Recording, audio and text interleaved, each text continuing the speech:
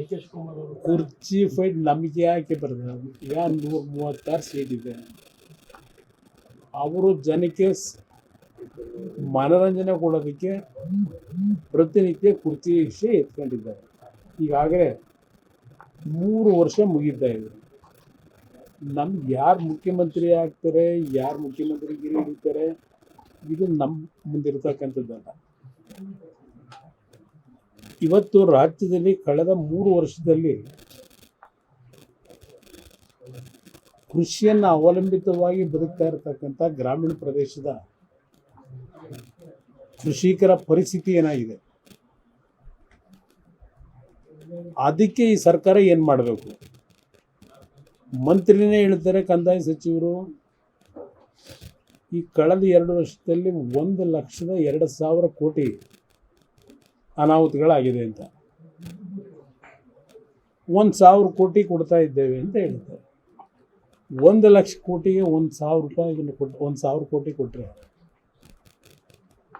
ಯಾವ ರೀತಿ ರೈತರನ್ನ ವಿಶ್ವಾಸಕ್ಕೆ ತಗೊಂಡು ಆತ್ಮಸ್ಥೈರ್ಯ ತುಂಬ್ತಾರೆ? ನನಗೆ ಬೇಕಾಗಿರೋದು ರಾಜ್ಯದ ಅಭಿವೃದ್ಧಿ. ಈ ಸರ್ಕಾರಕ್ಕೆ 5 ವರ್ಷದ ಸರ್ಕಾರ ಕೊಟ್ಟಿದ್ದಾರೆ. ನಮ್ಗೆ ಯಾರು ಮುಖ್ಯಮಂತ್ರಿ ಆದರೆ ನಮಗಾಗಬೇಕಾಗಿರೋದು 5 ವರ್ಷದ ಸರ್ಕಾರ ಎಲ್ಲೆಲ್ಲಿ ಅನಾಹುತಗಳಾಗಿದೆ, ಎಲ್ಲಿ ಸಮಸ್ಯೆಗಳಿದೆ, ನಾಡಿನ ಜನತೆಯ ಹಣವನ್ನು ಲೂಟಿ ಹೊಡೆದಿದೆ, ಪ್ರಾಮಾಣಿಕವಾಗಿ ಕೆಲಸ ಮಾಡಬೇಕು. ಇದು ನಾನು ಹೇಳ್ತಕ್ಕಂಥದ್ದು. ಈ ಸರ್ಕಾರಕ್ಕೆ ನನಗೆ ಬರಬೇಕಾದ್ರೆ ನೋಡಿದೆ, ನಾನು ಹೆಲಿಕಾಪ್ಟರ್ ಬರಲಿಲ್ಲ, ಹುಷಾರಿಲ್ಲ ನನಗೆ. ಆದರೂ ಸಹ ನಾನು ರಸ್ತೆ ಮುಖಾಂತರ ಯಾಕೆ ಬಂದೆ? ಬಹುಶಃ ಇಲ್ಲಿ ಬರೋ ಮಂತ್ರಿಗಳು ಯಾರು ರಸ್ತೆ ಮುಖಾಂತರ ಬರ್ತಾರೋ ಇಲ್ಲೋ ಗೊತ್ತಿರೋಲ್ಲ. ಇವರೇ 47 ಕೋಟಿ ಏನೋ ಮುಖ್ಯಮಂತ್ರಿಗಳ ಹೆಲಿಕಾಪ್ಟರ್ ಹಾರಾಟಕ್ಕೆ ಕೊಟ್ಟಿದ್ದಾರೆ ಅಂತ ಹೇಳ್ತಾರೆ. ತಪ್ಪು ಅಂತ ನಾನು ಹೇಳಲ್ಲ.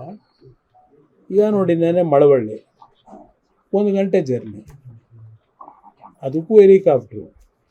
ಮೈಸೂರಿಂದ ಚಾಮರಾಜನಗರ ಒಂದು ಅರ್ಧ ಗಂಟೆ ಜರ್ನಿ, ಅಲ್ಲಿಗೂ ಹೆಲಿಕಾಪ್ಟ್ರು. ಇದೇನಾದ್ರು ಅರ್ಥ ಇದೆಯಾ? ಇಲ್ಲಿ ರಸ್ತೆಗಳು ನೋಡಿದ್ರೆ ಅಭಿವೃದ್ಧಿ ಏನು ಮಾಡಿದ್ದೀವಿ ಅಂತಾರೆ ಮುಖ್ಯಮಂತ್ರಿಗಳು. ಏನು ಅಭಿವೃದ್ಧಿ ಮಾಡಿದ್ದಾರೆ? ಮಾತೆತ್ತಿದ್ರೆ ಕೇಂದ್ರ ಸರ್ಕಾರ ಅಂತಾರೆ. ಯಾವ ರೀತಿ ಕೇಂದ್ರ ಸರ್ಕಾರದಿಂದ ವಿಶ್ವಾಸ ಮೂಡಿಸ್ಕೊಂಡು ಕೆಲಸ ಮಾಡಿಸ್ಕೋಬೇಕು ಅನ್ನೋ ಕನಿಷ್ಠ ತಿಳುವಳಿಕೆನೂ ಇಲ್ಲದೆ ಇರತಕ್ಕಂಥ ಸರ್ಕಾರ ಇದು. ಏನು ಮಾಡೋದು? ಇದು ನಡೀತಾ ಇರ್ತಕ್ಕಂಥ ನನಗೆ. ಅದಕ್ಕೆ ಕುರ್ಚಿ ಬಗ್ಗೆ ನನಗೆ ಆಸಕ್ತಿ ಇಲ್ಲ. ಜನ 5 ವರ್ಷ ಸರ್ಕಾರ ಕೊಟ್ಟಿದ್ದಾರೆ, ಒಳ್ಳೆ ಸರ್ಕಾರ ಕೊಡಿ. ನಾನು ನಿನ್ನೆ ಹಾಸನದಲ್ಲಿ ಹೇಳಿದೆ ಒಂದು ಮಾತು ಮುಖ್ಯಮಂತ್ರಿಗಳಿಗೆ. ಪಾಪ ಟ್ರಂಪ್ ತುಂಬ ಹಿಂಸೆಲಿದ್ದಾರೆ. ಈಗ ಅವ್ರಿಗೆ ಸರಿಯಾದ ಎಕನಾಮಿಕ್ಸ್ ಸಿಕ್ಕಿಲ್ಲ, ಆರ್ಥಿಕ ಸಚಿವರು. ಅದಕ್ಕೆ ನೆನ್ನೆ ಹೇಳಿದೆ, ಇವರು ಭಾಳ ದಾಖಲೆಯ ಕರ್ನಾಟಕದಲ್ಲಿ ಬಜೆಟ್ ಮಂಡನೆ ಮಾಡಿ ಒಂದು ಐತಿಹಾಸಿಕವಾದಂಥ ಒಂದು ಅಕ್ಷರಗಳಲ್ಲಿ ಬರೆದಿಟ್ಕೊಂಡ್ಬಿಟ್ಟಾರೆ. ಪಾಪ ಇಲ್ಲಿಗೆ ಅವರು ಸಣ್ಣ ಆಗ್ಬಿಡುತ್ತಾರೆ. ಕರ್ನಾಟಕ ರಾಜ್ಯದ ಆರ್ಥಿಕ ಬಜೆಟ್ ಭಾಳ ಸೀಮಿತ. ಟ್ರಂಪ್ ಪಾಪ ಇಡೀ ವರ್ಲ್ಡ್ಗೆ ಏನೋ ಮಾಡಬೇಕು ಅಂತ ತಾರೀಫ್ನಲ್ಲಿ ಹೊರಟರು. ತಾರೀಫ್ನಲ್ಲಿ ಯಾವ ರೀತಿ ಹೊಸ ತೆರಿಗೆ ಹಾಕ್ಬೋದು ಅಂತಕ್ಕಂಥದ್ದು ಎಕ್ಸ್ಪೋರ್ಟು ಇದ್ದಾರೆ ಸಿದ್ದರಾಮಯ್ಯನವರು. ನಾನು ಅದಕ್ಕೆ ಹೇಳಿದೆ, ಸುಮ್ಮನೆ ಪಾಪ ಟ್ರಂಪ್ ಓದಾಡ್ತಿದ್ದಾರೆ, ಅಲ್ಲಿ ಅವ್ರ ಜೊತೆ ಹೋಗಿ ಅವ್ರಿಗೆ ಸ್ವಲ್ಪ ಸಹಕಾರ ಕೊಟ್ಬಿಡೋದು ಒಳ್ಳೆಯದು. ಕರ್ನಾಟಕ ರಾಜ್ಯ ಕ್ಷೇಮವಾಗಿರುತ್ತೆ.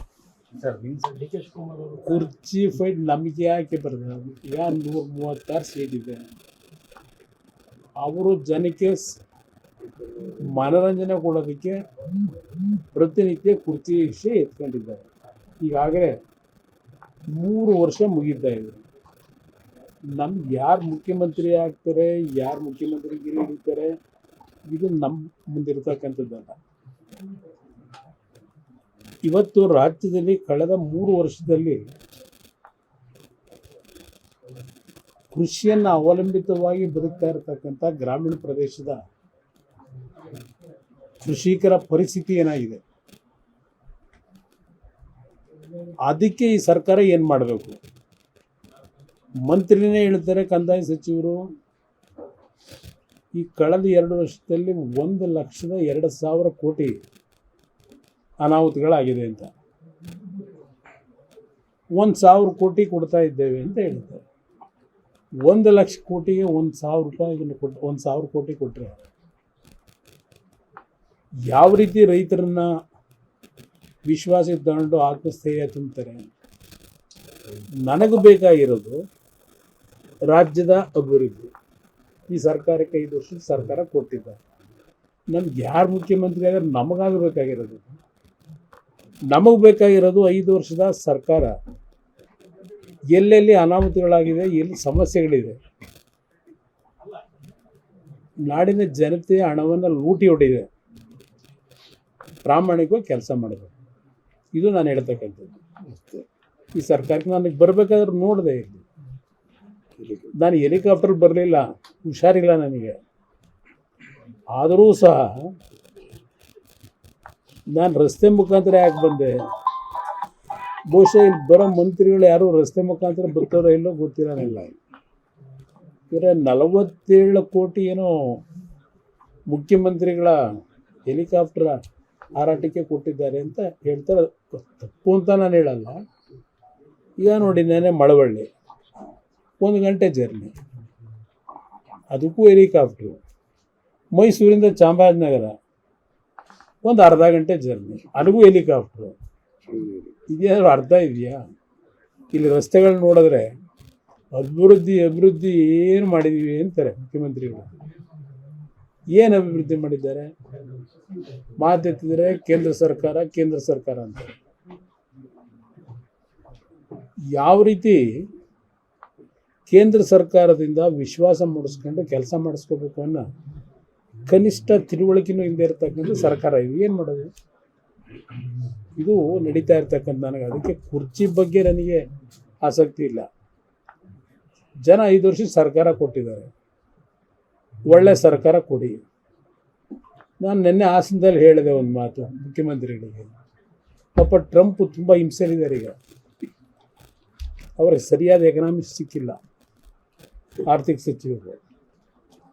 ಅದಕ್ಕೆ ನೆನ್ನೆ ಹಿಡಿದ ಇವರು ಭಾಳ ದಾಖಲೆಯ ಕರ್ನಾಟಕದಲ್ಲಿ ಬಜೆಟ್ ಮಂಡನೆ ಮಾಡಿ ಒಂದು ಐತಿಹಾಸಿಕವಾದಂಥ ಒಂದು ಅಕ್ಷರಗಳಲ್ಲಿ ಬರೆದಿಟ್ಕೊಂಡ್ಬಿಟ್ಟಾರೆ.